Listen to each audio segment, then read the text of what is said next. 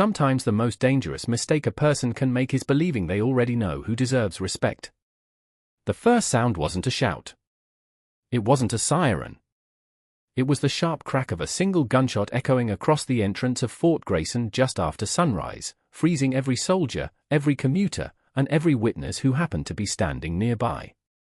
Officer Ryan Walker staggered backward, his service weapon slipping from his trembling hand before landing harmlessly on the pavement several feet away.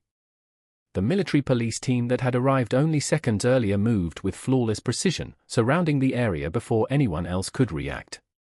One medic rushed toward the wounded officer while another team immediately formed a protective circle around the quiet black man standing only a few yards away. He hadn't moved. He hadn't raised his voice. He hadn't taken a single step since the confrontation reached its breaking point. Dust drifted slowly through the cool Virginia morning as flashing emergency lights reflected across the concrete barriers outside the installation. Ryan looked around in disbelief. His breathing became uneven as he stared at the soldiers shielding the man he had treated like a threat only moments before. Nothing about the scene made sense anymore.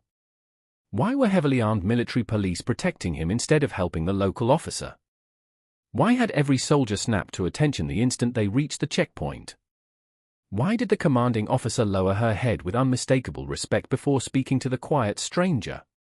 Captain Olivia Reed stepped forward, her expression calm but unmistakably firm. She never raised her voice. She didn't need to. Every person within earshot fell silent as she spoke. "General Hayes, are you injured?" The word seemed to stop time itself. Ryan's eyes widened. His mouth opened, but no sound came out. "General?" The man wearing a simple brown jacket, faded blue jeans, and an old pair of work boots slowly turned toward Captain Reed with the composure of someone who had spent an entire lifetime leading others through impossible situations. "I'm fine, Captain," he answered quietly. "Please make sure the officer receives medical attention." Ryan blinked in confusion. Even now, after everything that had just happened, the first concern coming from the man he had humiliated wasn't anger. It wasn't revenge. It was concern for another human being. Soldiers exchanged brief glances before carefully assisting Ryan away from the center of the road. Around them, stunned civilians lowered their phones only for a moment before lifting them again, realizing they had just witnessed something extraordinary. No one spoke above a whisper. No one understood how an ordinary traffic stop had turned into an incident involving one of the highest-ranking officers in the United States Army. The answer, however, had begun almost 20 minutes earlier, long before military vehicles raced toward the gate, long before flashing lights painted the morning sky, and long before Officer Ryan Walker convinced himself that the quiet black man driving an aging SUV couldn't possibly belong anywhere near Fort Grayson.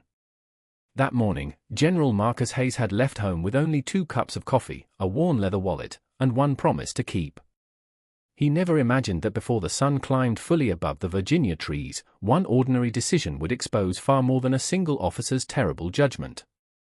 18 minutes earlier, the morning had carried the kind of quiet that made a person believe the world still remembered how to breathe. A cool breeze drifted through the towering oak trees surrounding Fort Grayson while the first rays of sunlight reflected across rows of perfectly folded American flags lining the memorial entrance. General Marcus Hayes drove alone in a 10-year-old dark gray sport utility vehicle that had accumulated well over 100,000 miles, refusing every suggestion that he travel with an official motorcade. He had spent nearly 4 decades wearing a uniform that demanded attention. Today, he wanted nothing except a few private moments before the ceremony began. The dashboard clock read 7:38 in the morning as he pulled into a small family-owned coffee shop less than 2 miles from the base. The young woman behind the counter smiled politely, recognizing him only as another early customer. Marcus ordered 2 large black coffees and quietly thanked her by name after reading the badge on her apron. She seemed surprised that a stranger had taken the time to notice. Carrying both cups carefully, Marcus stepped outside and paused for a moment beneath the crisp autumn sky. One cup was for himself. The other would never be touched. Every year on this exact date, he placed a fresh cup beside the grave of Colonel James Porter, the friend who had given his own life during a rescue mission overseas more than 20 years earlier. It was a tradition Marcus had never broken. As he reached for his keys, a young boy walking with his father glanced toward the silver ring on Marcus's right hand. The polished crest of the United States Military Academy caught the morning light. "That is a cool ring," the boy said with genuine curiosity. Marcus smiled warmly. "Thank you. It reminds me where learning to serve really began." The boy asked whether he had ever been in the army. Marcus simply nodded. "For a little while." His answer drew a laugh from the father, who had no idea he was speaking with one of the nation's most respected military leaders. Marcus preferred it that way. Rank had always meant responsibility to him, never recognition. After saying goodbye, he placed both coffees inside the vehicle and continued toward the cemetery road bordering Fort Grayson. His leather wallet rested inside the center console, containing his military identification, his driver's license, and a worn challenge coin engraved with the insignia of the division he had commanded years before. None of those items felt important that morning. The only thing occupying his thoughts was the promise he had made to a fallen friend that as long as he was alive, no anniversary would ever pass without a visit. Less than half a mile away, Officer Ryan Walker began the first patrol of his shift. His cruiser rolled slowly through the area surrounding the installation as dispatch updated routine traffic information through the radio. Nothing in the morning briefing suggested unusual activity. Everything appeared ordinary. Then Ryan noticed the older sport utility vehicle approaching the security corridor. His eyes settled on the driver for only a second before quiet assumptions began forming faster than verified facts. Without realizing it, he had already decided that the man behind the wheel did not belong there. Sometimes the most consequential decisions are not made after careful investigation. They are made in a single careless glance that mistakes appearance for evidence, and that glance was about to change the lives of everyone involved. Officer Ryan Walker eased his patrol vehicle onto the shoulder and watched the gray sport utility vehicle continue toward the security corridor outside Fort Grayson. Nothing about the driver's behavior violated traffic laws. The speed remained steady. Every turn signal was used correctly. The registration returned valid. Even the license plate matched the vehicle without issue. Still, Ryan kept following. Experience had taught Marcus Hayes to recognize when another vehicle remained behind him longer than coincidence could explain. He checked the rearview mirror once, then returned his attention to the road ahead. His expression never changed. Years of military service had trained him to stay calm long before pressure reached its highest point. He had learned that composure often revealed more than confrontation ever could. Less than a minute later, flashing emergency lights illuminated the road behind him.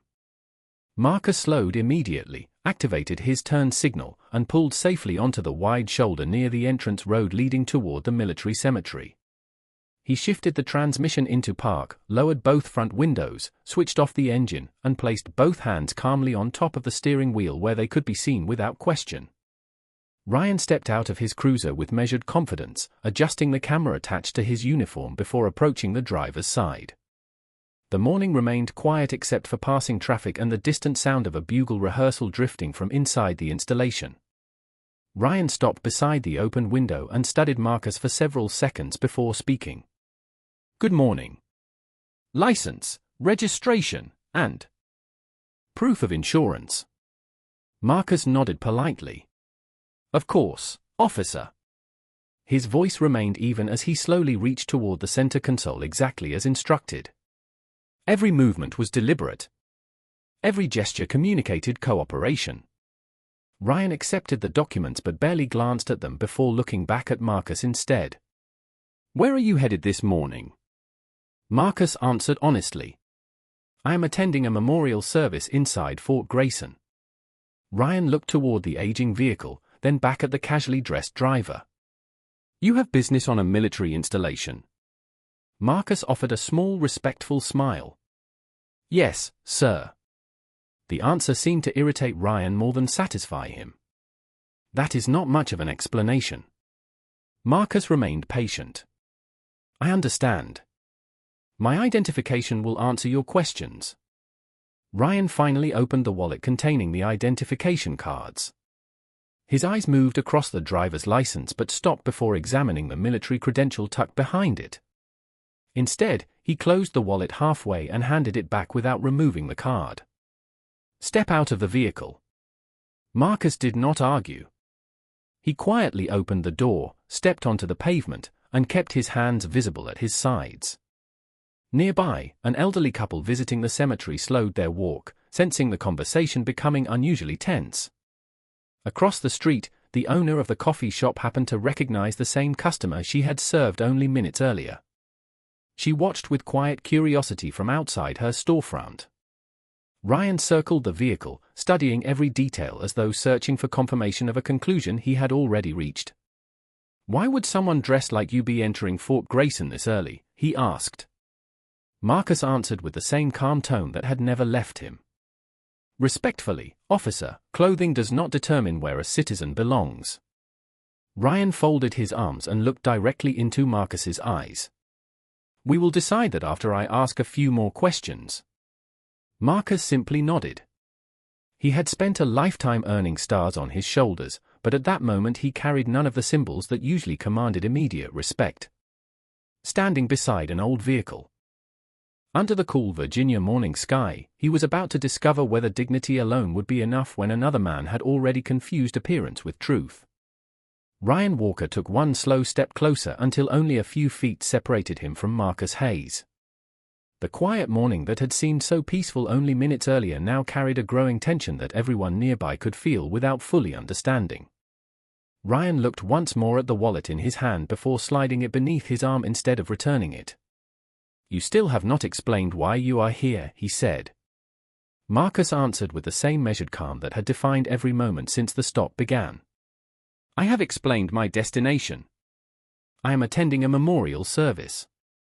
My identification contains the rest." Ryan gave a faint, dismissive smile. "I will decide what matters." Without another word, he walked toward the rear of the sport utility vehicle and began looking through the windows as though expecting to discover something hidden inside. There was nothing except 2 cups of black coffee resting in the center console, a folded suit jacket hanging neatly behind the driver's seat, and a small bouquet of white lilies lying carefully on the passenger side. Ryan frowned. "Who are the flowers for?" Marcus glanced toward them for only a second. "A friend who never came home." The answer carried no anger, no attempt to impress, only quiet honesty. Instead of accepting it, Ryan responded with another question. "What friend?" Marcus looked toward the cemetery entrance in the distance before speaking. "Someone who gave his life so others could have another morning like this one." For the briefest moment, silence settled between them. Then Ryan broke it. "Place your hands where I can see them." Marcus slowly raised both hands to chest level. "They have been visible the entire time, officer." A delivery truck passed by, its driver glancing curiously toward the roadside encounter before continuing on. The elderly couple who had paused near the cemetery entrance remained standing at a respectful distance. Across the street, 2 customers stepped outside the coffee shop after noticing the flashing patrol lights. No one interfered. Everyone simply watched. Ryan walked back toward Marcus and began asking questions that drifted further away from the original traffic stop. "Where did you buy this vehicle? How long have you lived in Virginia? Why are you traveling alone?"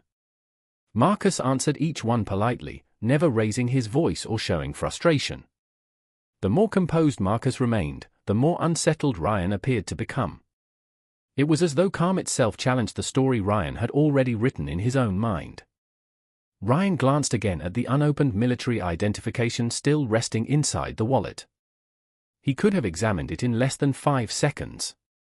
Instead, he pushed it farther back beneath the leather fold without reading a single line.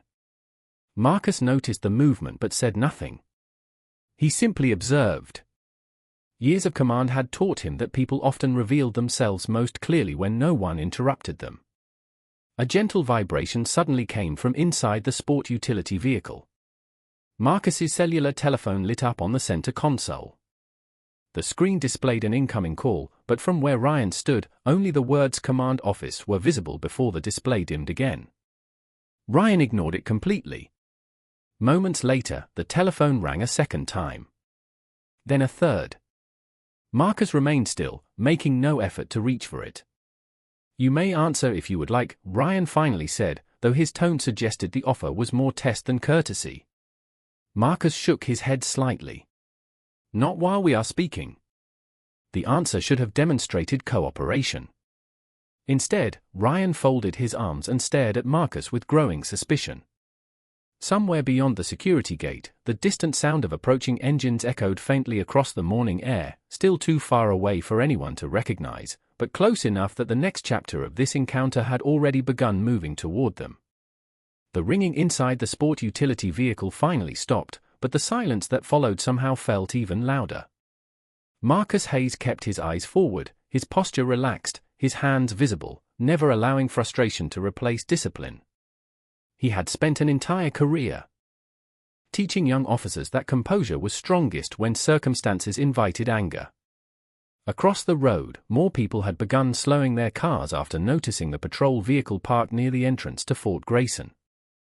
A landscaper paused his work beside the memorial grounds. 2 cyclists stopped along the shoulder. None of them knew exactly what had happened, yet everyone sensed the encounter had stretched far beyond an ordinary traffic stop. Ryan Walker glanced once more toward the unattended telephone inside the vehicle before turning his attention back to Marcus. "Open the driver's door completely," he instructed. Marcus complied without hesitation. Ryan leaned inside, scanning the interior with growing suspicion. The bouquet of white lilies remained untouched on the passenger seat. The 2 large coffees sat quietly in the center console. Resting beside them was a small bronze challenge coin that had slipped from the partially opened wallet during the earlier inspection. Ryan picked it up between 2 fingers and examined the engraved military insignia without recognizing its significance. "Where did you get this?" he asked. Marcus answered softly. "It was given to me many years ago by someone who believed character mattered more than titles." Ryan turned the coin over, studying the worn edges before giving a skeptical smile. "People buy replicas of military items all the time." Without waiting for a response, he carelessly placed the coin on the roof of the vehicle instead of returning it to the wallet. Marcus watched the gesture in silence. Of everything Ryan had done that morning, that single moment carried unexpected weight. The coin had belonged to Colonel James Porter, the friend whose life ended while ensuring Marcus would return home. It had never represented rank. It represented sacrifice. A steady breeze swept across the shoulder, causing one of the white lilies to shift gently against the passenger seat. Ryan closed the driver's door and folded his arms once again. "You still have not convinced me that you belong anywhere near this installation." Marcus looked toward the American flag flying above the entrance gate. "Belonging is not determined by appearances, officer. It is determined by truth." Ryan dismissed the answer with a slight shake of his head. At that same moment, deep inside Fort Grayson, an operations officer noticed that General Hayes had failed to arrive at a scheduled security briefing for the first time in nearly 20 years. Multiple calls had gone unanswered. The vehicle tracking system showed his location stationary just outside the main entrance. Captain Olivia Reed immediately requested visual confirmation. Within seconds, the security cameras focused on the roadside. She recognized the gray sport utility vehicle instantly. Her expression changed. "That is the General's vehicle," she said firmly. Colonel Ethan Brooks looked toward the monitor and immediately ordered a military police response team to move toward the entrance without delay. Outside the gate, Ryan remained completely unaware that decisions were already being made beyond his sight. He took one final step closer to Marcus and spoke with unmistakable confidence. "Until I decide otherwise, you are staying right here." Marcus met his eyes without fear or hostility. "Officer Walker," he said calmly, "every decision we make becomes part of the story we leave behind. I hope the next one you make is guided by facts instead of assumptions." In the distance, the faint sound of approaching military vehicles began growing louder with every passing second, though Ryan still believed they were coming to support him rather than challenge everything he thought he understood. The distant rumble of approaching engines gradually replaced the morning silence, echoing across the entrance road outside Fort Grayson. Ryan Walker glanced toward the sound with quiet confidence, convinced additional responders were arriving to reinforce his authority. Marcus Hayes also heard the vehicles, but his expression remained unchanged. He did not look relieved. He did not appear anxious. He simply stood with the same disciplined posture that had carried him through decades of service, allowing patience to speak louder than emotion. A gentle breeze lifted the edge of his jacket as sunlight reflected across the polished memorial stones beyond the security fence. The growing crowd remained silent. Several people had begun recording from a respectful distance, sensing they were witnessing something unusual. Ryan noticed their attention and straightened his shoulders. The audience seemed to strengthen his certainty rather than encourage caution. He looked back at Marcus and spoke with increasing firmness. "Keep your hands exactly where they are." Marcus nodded once. "They have remained there since the beginning." Ryan took another careful step forward, narrowing the distance between them. "Do not make any sudden movements." Marcus answered calmly. "I have no intention of doing that." Inside the approaching lead vehicle, Captain Olivia Reed studied the live security feed transmitted from the installation cameras. Even from several hundred yards away, she immediately recognized Marcus standing beside the older sport utility vehicle. She also recognized something else. The situation had already escalated beyond a routine roadside conversation. Colonel Ethan Brooks listened carefully as Reed summarized what the cameras had captured. There was no panic inside the convoy. Every instruction remained controlled, deliberate, and precise. Their priority was simple: resolve the encounter peacefully while protecting everyone present. Outside the gate, Ryan remained unaware of the decisions unfolding only moments away. He glanced once more toward the unopened military identification still partially visible inside the wallet resting beneath his arm. Instead of examining it, he slid the wallet onto the roof beside the challenge coin. Marcus quietly watched the gesture.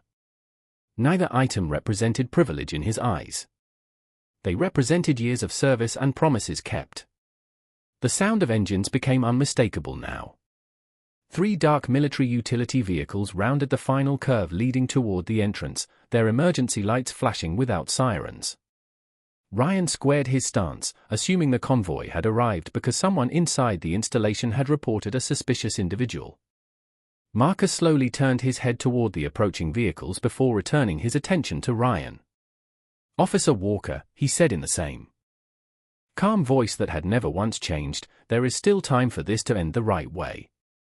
Ryan interpreted the words as another attempt to influence him. "The only person making decisions here is me," he replied. Marcus held his gaze without resentment. Leadership is measured by the willingness to reconsider when new facts appear. The convoy rolled to a controlled stop several yards away. Uniformed military police exited with disciplined coordination, their movement steady and professional. Captain Olivia Reed stepped forward first, immediately recognizing Marcus. Before she spoke another word, her eyes shifted toward Ryan, who still stood between the general and the entrance. The entire roadway seemed to pause. Even the spectators stopped whispering. For one suspended moment, every person present sensed that the next decision would determine how this morning would be remembered, and only then did Ryan finally begin to realize that the people stepping out of those vehicles were not arriving to support his assumptions. They had come because the truth had finally caught up with the story he had been telling himself. Captain Olivia Reed walked forward with calm authority, her eyes fixed on Marcus Hayes before briefly shifting toward Officer Ryan Walker. Every member of the military police unit maintained disciplined spacing, leaving no room for confusion or unnecessary escalation. Reed spoke first, her voice steady and unmistakably clear. "Officer, please lower your weapon. We can resolve this safely." Ryan did not move. His attention shifted between the arriving soldiers and the quiet man standing only a few feet away. The confidence he had displayed moments earlier began giving way to uncertainty, but pride refused to let him step back. "This is a local law enforcement matter," he answered. "I have everything under control." Marcus slowly turned his head toward Captain Reed and gave the smallest shake of his head, silently asking everyone to remain patient. He understood that one impulsive decision from anyone present could permanently change lives. Reed acknowledged the signal without taking her eyes off Ryan. "Officer Walker," she continued, "I am requesting that everyone remain calm. There is no immediate threat here." Ryan tightened his grip on his position instead of relaxing it. Around them, the growing crowd stood perfectly still. Even the morning wind seemed to disappear as every witness realized they were watching two different philosophies confront one another. One relied on authority alone. The other relied on discipline. Colonel Ethan Brooks stepped out from the second military vehicle and immediately recognized Marcus. Without hesitation, he stood at attention and delivered a crisp salute. Every soldier nearby instinctively followed. The movement spread through the formation almost instantly until an entire line of military personnel stood in complete silence facing the man Ryan had questioned for nearly 20 minutes. Ryan stared in disbelief. His eyes moved from one uniform to another before finally settling on Marcus. "General Hayes," Colonel Brooks said respectfully, "our apologies for the delay, sir." Marcus returned the salute with quiet professionalism before answering, "Thank you, Colonel. Let us make certain everyone goes home safely today." Ryan's face lost its color. His breathing became uneven as the meaning of everything he had ignored rushed back through his mind. The unanswered telephone calls. The unopened military identification. The challenge coin. The confidence that had never left Marcus's voice. None of it had been an act. Reed slowly approached Ryan, keeping her hands visible and her tone composed. "Officer Walker, you now understand who you are speaking with. Let us take the next step carefully." For several long seconds, no one moved. Then Ryan finally lowered his posture and stepped back. The tension that had gripped the roadway eased almost immediately. Medical personnel approached to ensure everyone involved was unharmed while another military police officer carefully secured the immediate area. Marcus looked toward Ryan without anger. There was disappointment in his eyes, but not hatred. He quietly walked to the roof of the sport utility vehicle, picked up Colonel James Porter's weathered challenge coin, brushed away a trace of dust with his thumb and slipped it gently back into his wallet. Only then did Ryan find the courage to ask the question that had been haunting him since the convoy arrived. "Why did you never tell me who you were?" Marcus met his eyes with the same calm expression he had carried since the beginning of the encounter. "Because respect should never depend on rank. If a citizen must reveal titles before receiving fairness, then the lesson is much bigger than either one of us." No one answered. No one needed to.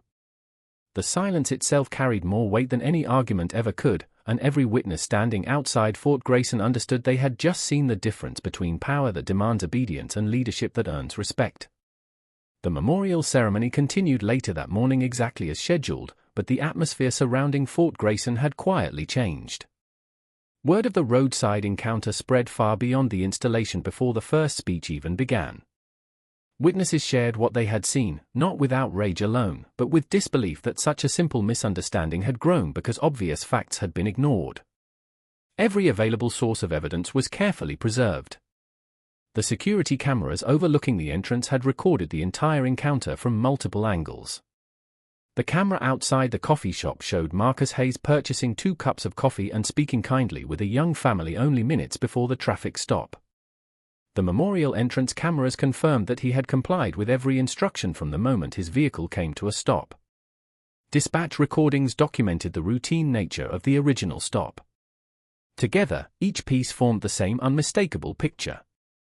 Calm had been present from the beginning. Assumptions had created the conflict. By early afternoon, Chief Daniel Morris arrived at Fort Grayson after receiving notification that a formal review had already begun. He expected to calm the situation quickly, believing it would be handled like countless complaints before it. Instead, he found representatives from military leadership, legal advisors, and senior state officials already examining the available evidence. No one raised their voice. No one rushed to conclusions. They simply watched the recordings from beginning to end. Every unanswered telephone call. Every opportunity to review the military identification. Every respectful answer Marcus had given. Every decision to dismiss information that could have resolved the encounter within seconds. The room remained silent when the final recording ended. Chief Morris lowered his eyes as he realized the questions now extended beyond one roadside stop.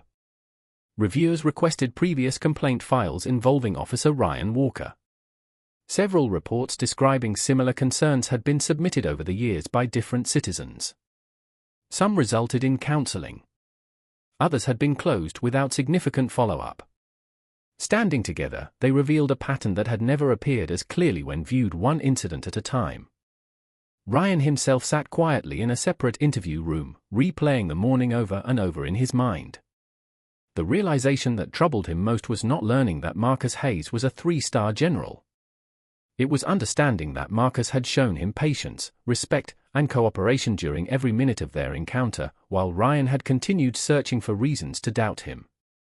Late that afternoon, Marcus was invited to provide a formal statement.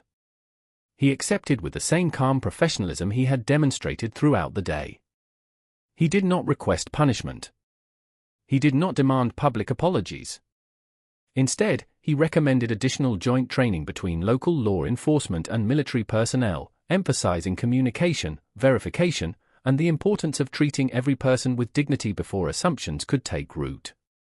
Several officials around the table looked surprised. One quietly asked whether he believed accountability still mattered. Marcus answered without hesitation. Accountability always matters. It is how institutions become stronger. But accountability without learning only repeats itself. Those words remained with everyone in the room long after the meeting ended. Outside, the sun slowly settled behind the Virginia trees as workers lowered the American flag with quiet ceremony. The day had begun with suspicion. It ended with reflection. Yet one final truth still waited to emerge, a truth that would reveal the encounter outside Fort Grayson had never been as ordinary as it first appeared.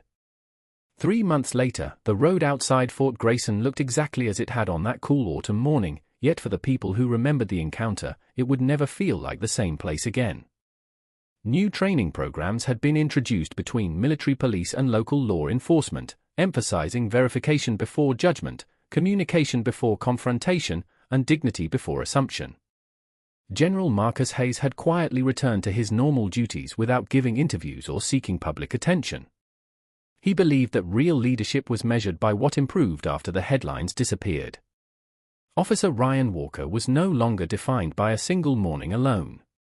He had spent countless hours reviewing the recordings of the encounter, watching each decision unfold with painful clarity. The evidence showed no dramatic mystery, only a series of small choices that slowly created a much larger failure. The unopened identification. The ignored telephone calls. The challenge coin placed carelessly on the roof of the vehicle. The calm answers that deserved careful listening instead of immediate doubt. During a professional accountability hearing, Ryan was asked one question that remained in the room long after every document had been reviewed. "When did you first decide General Hayes did not belong there?" Ryan lowered his head before answering quietly. "Before I knew anything about him." No one interrupted. No one argued. His own words carried enough weight. Across the room, Marcus listened without satisfaction or resentment. He understood that acknowledging a mistake was only the beginning of rebuilding trust.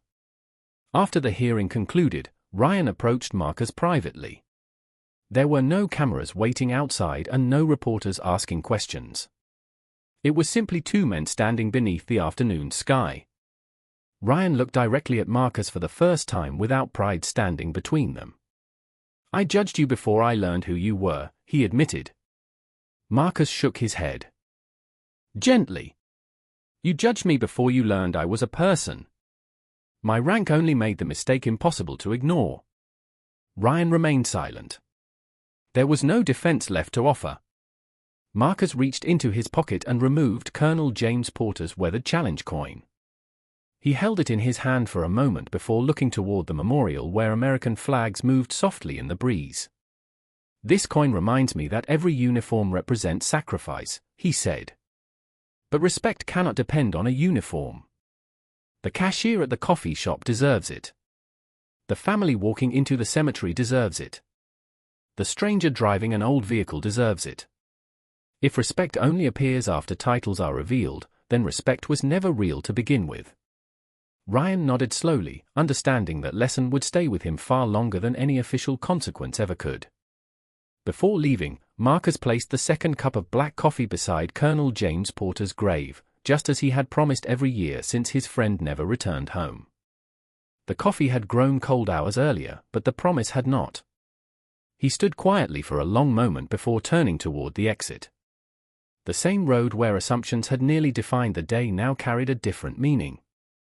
It had become a reminder that character often arrives without announcement, that dignity does not wear a name tag, and that true authority never needs to announce itself before offering respect to others. As the sun settled behind the trees surrounding Fort Grayson, one final truth lingered in the quiet evening air. A badge can grant authority. A uniform can represent service. But neither can replace the simple courage to see another human being before seeing everything else.